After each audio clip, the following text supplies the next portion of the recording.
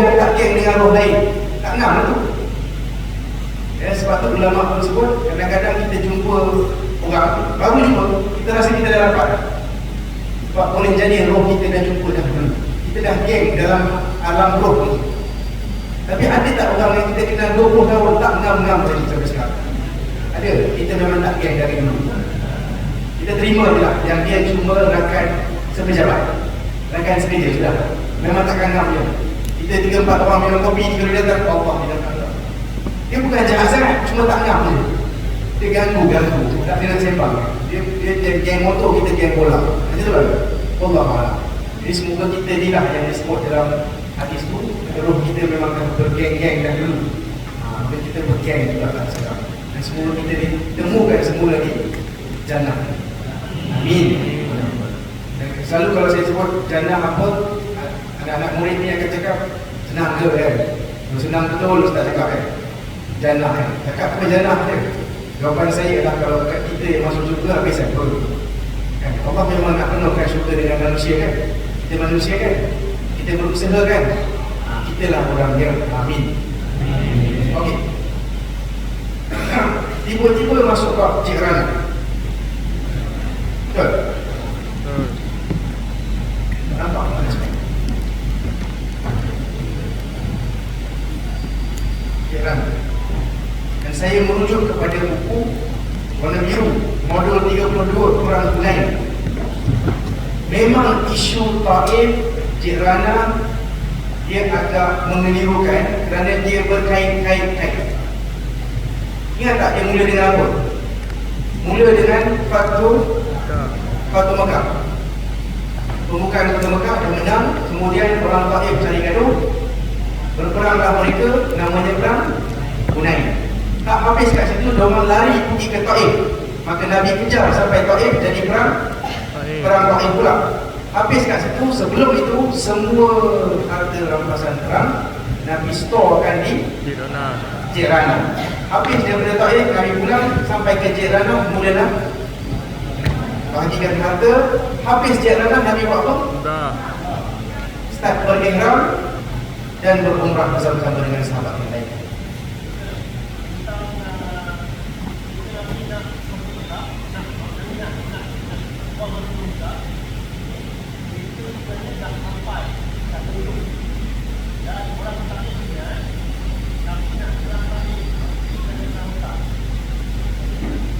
Siapa yang cakap itu? Saya menarik juga tadi. Kita tak pernah dengar. Yang siap. Itu memang kita semua tahu macam tu. Okey. Saya Izam kata, ini yang dia dengar. Saya ulang tu saya cakap. Ustaz yang nak mas. Saya kata mas. Kalau TV, dia pusing lah. Dia dah masuk TV pula tak? Baru 3 hari je lah.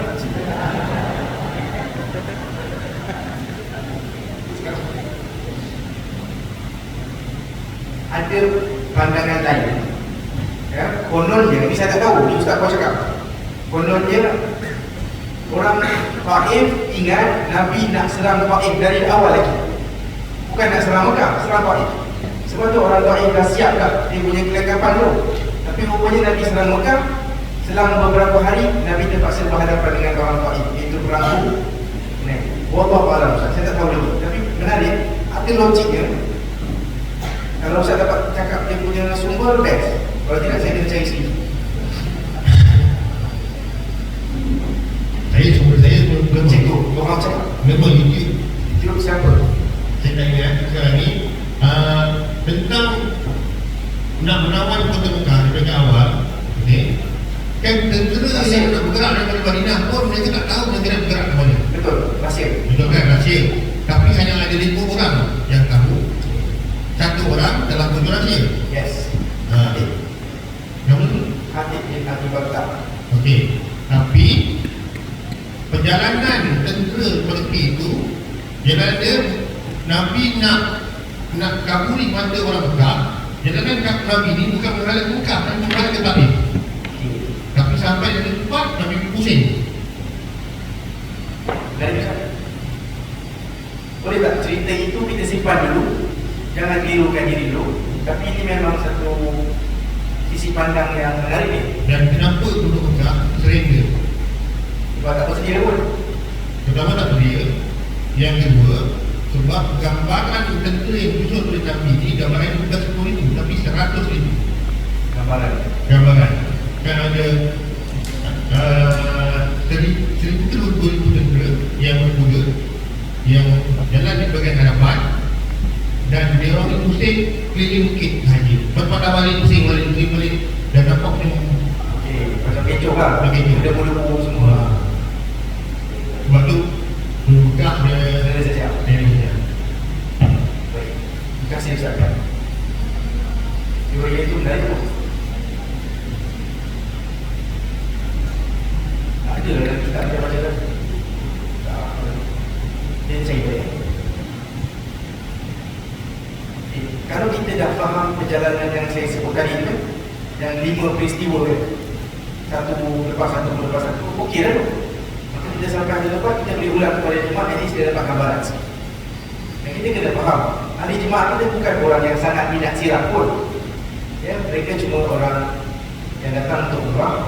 Boleh jadi niat dia untuk umrah, hanya untuk umrah. Dan ziarahnya ialah saya saja ziarah. Tunjuklah Ustaz, ini Hudaibiyah, itu apa cukup. Itu ada gambar kan? Kalau kita berjaya naikkan dia punya level pengajian dia daripada level 3 naik ke 4, kita dah berjaya. Betul Ustaz? Kita yang mengajar Masjid Surau ni, kita faham tadi, ahli jemaah kita makin improve tau. Soalan dia pun akan makin bermutu tau. Ya, bila kita mengajar, dulu soalan dia tak ada tanda kat tiang. Lepas tu dia tanya dah, Ustaz rujukan mana? Ada tak buku saya boleh beli? Nampak dia dah improve dah. Kalau dapat macam tu kan, memang best lah. Alhamdulillah. Okey, so Cik Rana, dan kita faham dah, kita dah dapat gambaran Cik Rana. Di Cik Rana berlaku sekurang-kurangnya 5 peristiwa yang penting. Cuba buat sendiri lah penomboran dah ya. Nombor 1, cerita Cik Rana ialah bila Nabi nak datang dari Mekah tadi tu, nak pergi perang, nak pergi perang Hunain, Nabi tak cukup kelengkapan tentera. Jadi Nabi jumpa beberapa orang di Mekah yang bukan Islam ataupun belum Islam. Mereka ni anak orang kaya, mereka memang ada lah dalam store room dia. Dia punya baju besi dia, topi besi dia, nak perang.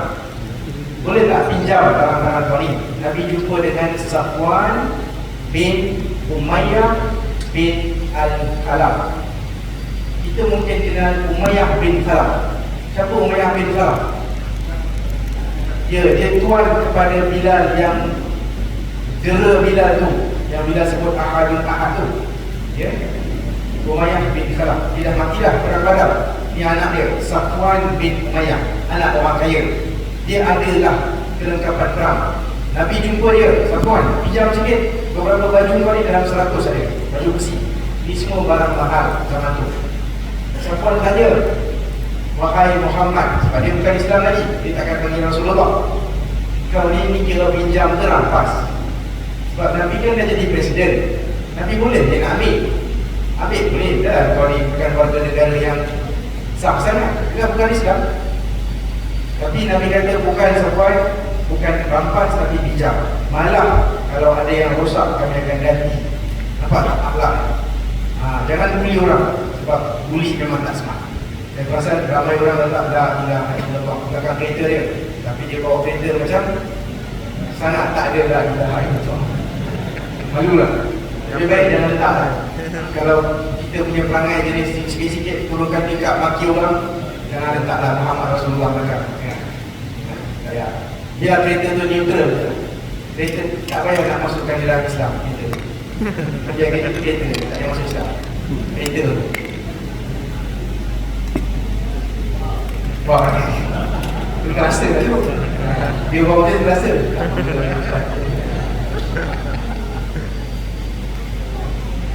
Dia pinjam si Safwan punya dengan cara yang baik. Tapi Safwan pula, kita kena ingat, itu zaman tak ada YouTube tu. Boring kan? Yang nak pergi perang orang Islam, Safwan tak ada kewajipan, tapi barang ni dipinjam, sewa tu lah. Dia kata apa? Aku boleh ikut sekali boleh? Nak tengok barang tu, kononnya nak monitor lah. Sebenarnya, boring kan? Boring. Dia tak nak perang lah. Pemulah hati sahaja. So Safwan ikut sekali.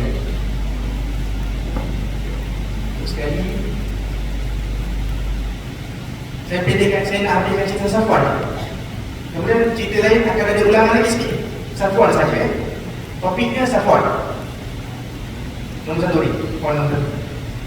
Dia ikut sekali perang bermula. Perang Hunain ini dia terbalik dengan Uhud. Uhud kalah dulu, menang kemudian. Betul? Menang dulu, kalah kemudian. Ya. Tapi Hunain kalah dulu, menang kemudian.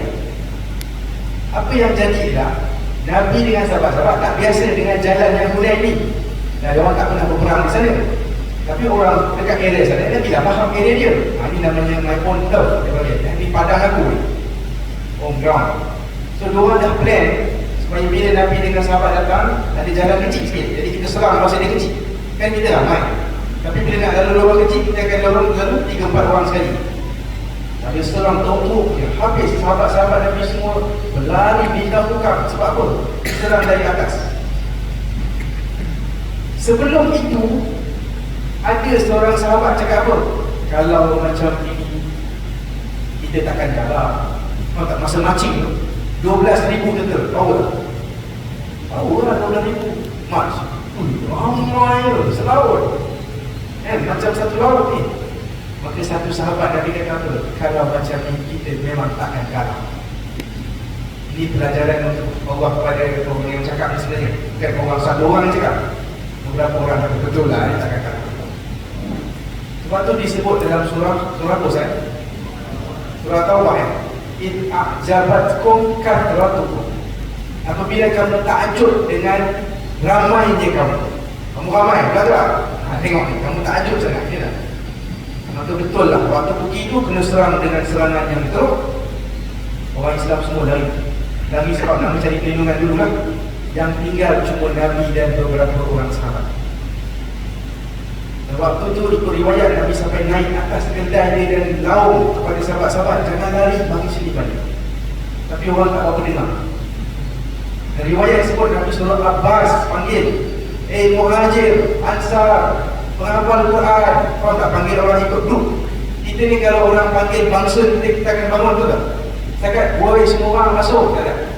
Orang Korea ni betul tak? Jangan menemukan orang luar semua naik rumah dia. Apa sebab keluar ni? Dia ada semangat dia. Jadi Muhajir cepat, Ansar masuk balik. Dan waktu itu Nabi melaungkan, tapi yang laungan Nabi lah. Nabi nak ingatkan semua orang bahawa dia Nabi tau. Panggil dia sini balik. Itulah ada dalam hadis Nabi kata, Anan Nabi la kadib. Aku Nabi dan ini bukan penipuan. Ini bukan tipu. Wa ana ibnu Abdul Muttalib. Dan aku ni anak Abdul Muttalib. Menarik ni dua ayat ni, dua line ni. Satu, Nabi tengah bercakap kepada orang beriman. Satu kepada orang yang masih dalam fikiran apa tau? Fikiran kabilah. Apa dia? Bilang kau Nabi, tapi Nabi nak ingatkan dia orang, aku dari kabilah yang power. Atau aku Abdul Muttalib. Sebab Abdul Muttalib memang ada nama yang sangat tinggi zaman dia hidup. Sebab tu orang anggap Abdul Muttalib hampir jadi raja di Mekah. Sebab orang semua hormat dia. Apa-apa hantar dia. Hampir jadi raja, tiba-tiba dia mati. Tak ada keluar. Zam-Zam jumpa balik Abdul Muttalib. Betul tak? Ini semua benda penting ni. Betul tak?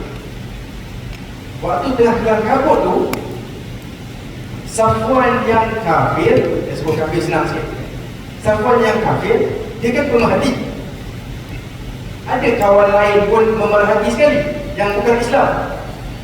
Tahu kawan lain cakap apa? Dia kata tahu Nabi tengah orang Islam dah berterabur ni. Dapat saya ketahu, hari ni Muhammad punya magic sudah habis. Sihir Muhammad habis dah. Diorang anggap Nabi Muhammad ni guna sihir apa, betul sampai menang. Adalah tu. Jadi kau punya mantra dah lemah dah. Muhammad habis hari ni. Safwan ni cakap apa? Shut up you. Ni kafir juga ni. Tutup mulut kau ni. Bodoh. Dia marah. Dia kata dia boleh rela aku ni. Aku lagi rela diperintah oleh Muhammad. Tapi boleh diperintah oleh geng Badui yang nak menang. Maksud dia Hawazin. Itu geng Badui yang tak ada undang-undang sangat. Aku lagi rela diperintah oleh Muhammad. Dan dia ambil pedang dan dia berperang untuk Nabi Muhammad dalam keadaan tidak Islam. Dia berperang, tapi nanti bila Nabi dah ajak semua orang datang, orang Islam datang balik. Tentera berkumpul semula, Safwan masuk balik pedang, pemerhati semula. Sebab itu bukan dia punya peperangan. Okay? Fast forward, laju sikit. Akhirnya peperangan habis. Orang Islam menang. Dapat banyak harta kan? Masa edarkan harta, bahagian harta, Nabi bagi 100 ekor unta untuk A, 100 untuk B. Panggil Abu Sufyan, 100 ekor untuk engkau. Abu Sufyan Islam separuh. Tapi mungkin kita tak faham lagi ni. Simpan kat ni boleh. Abu Sufyan masuk Islam separuh. Dia tak full separuh. Muka pun stres. Abu Sufyan Islam half. Dia panggil Abu Sufyan, nah ambil 100 ekor. Tapi Abu Sufyan ni ada tamak dia. Aku je. Anak aku ada, Yazid dia. Yazid bilang anak sulung dia. Anak sulung dia, abang Muawiyah. Yazid bin Abu Sufyan. Nabi kata, Bilal siapkan 100 untuk Yazid. Kemudian dia kata, ada seorang lagi anak Muawiyah, bagilah 100 lagi untuk Muawiyah. Nampak tak tamak dia? Manusia. Dia dapat 300 ekor unta. Happy lagi. Riwayat dia sebut. Tapi saya nak cerita pasal apa tadi? Safwan kan? Abu Sufyan tinggal dulu. Kemudian Nabi aku tahu dalam sibuk-sibuk bagi ke orang Islam kan? Panggil si kafir, boy kafir, ambil 100 ekor dulu. Kejut si kafir. Dia adalah rakyat yang second class kan? Rakyat yang lebih bekas second class. Sebab Nabi jadi presiden, orang Islam first class. Dia dah second class lah. Dah lah dia jahat. Dulu dia pun join bapak dia untuk mendera Bilal. Join. Dan dia memang jahat lah dalam peperangan-peperangan semua. Dia lah antara panglima-panglima kiri kanan ni. Lepas tu Nabi bagi dia 100 ekor unta, dia tergamam. Mulut tepi dapat 100 ekor unta, dia dah tergamam. Lepas tu Nabi punya urusan nak uruskan 24,000 unta ambil beberapa jam. Bukan sekejap dia. 24,000. Bagi, teringat dia lagi sekali. Safwan orang sini, ambil 100 lagi. Dia dapat tadi? Tak apa. Second, 200 ekor unta si kafir dapat. Habis distribute, panggil lagi Safwan mari sini. Safwan dapat 300 ekor unta. Hampir habis kerja Nabi ni. Nabi nampak Safwan dalam keadaan tengah tengok satu tanah ni. Nanti tanah tu hijau sikit lah, berbanding dengan Mekah yang coklat ni semuanya kan? Mekah kan coklat semua kan? Warna pasir je, pokok tak cukup. So dia tengok Nabi, faham kan? Nabi ni baru lepas habis perang.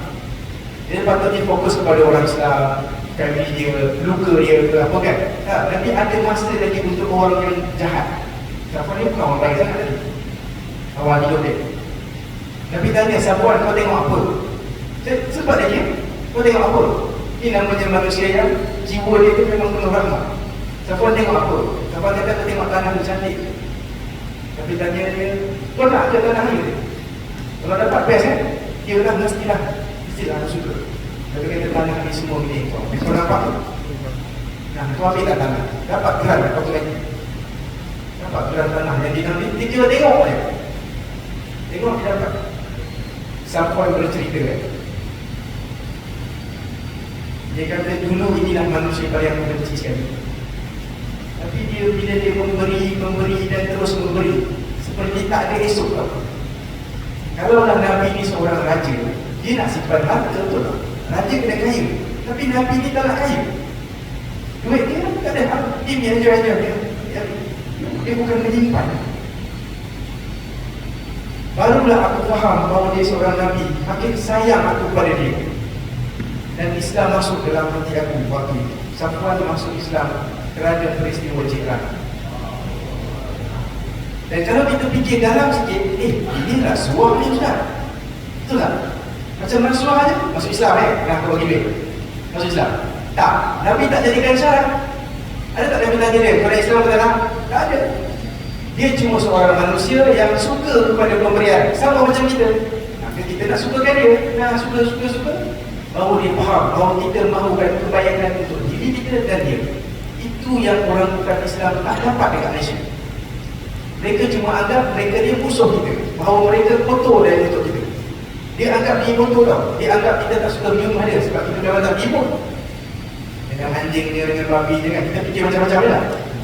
Kita nak buat melo dengan dia untuk kita segan, tak pandai nak mula nak cakap macam mana dan sebagainya. Maka dia anggap kita ni memang nak boycott dia lah. Dia tak anggap kita ni ada nak berkawan dengan dia. Dan mereka pun boleh tahan juga, ada unsur sombong juga kan. Sombong ke? Sama-sama lah kan, kita sombong, dia sombong tidak kan. Itulah apa yang terasa lah. Maka Safwan masuk Islam kita boleh katakan kerana duit, kerana harta, kerana harta. Ya? Bukanlah kerana harta-harta, tetapi harta itu jadi pembuktian bahawa manusia ini bukan kira dunia, dia kira akhirat. Tidak. Alhamdulillah. Tak ada kepentingan dunia dalam hal Safwan masuk Islam. Ya? Apa jadi? Oh, soalan. Itulah dia. Jadi kita bagi peluang kan. Soalan jadi makin susah. Makin susah soalan. Ustaz tanya, baju korang jadi apa? Baju korang jadi apa? Pulang balik tak? Demi Allah, confirm pulang balik. Confirm pulang balik. Sebab Nabi dah janji ini bijak. Walaupun tak ada dalam riwayat, kita boleh yakin tak? Nabi pulang. Mesti pulang. Sebab Nabi dah lebih kaya daripada pulang. Mesti pulang. Dan wallah alam apa Safwan cakap lah. Mungkin dia kata tak apa, dia simpan dalam store untuk orang Islam. Tak tahulah. Tapi itulah cerita ya. Safwan bin Umayyah, ya, Safwan bin Umayyah. Itu kisah nombor 1 Safwan.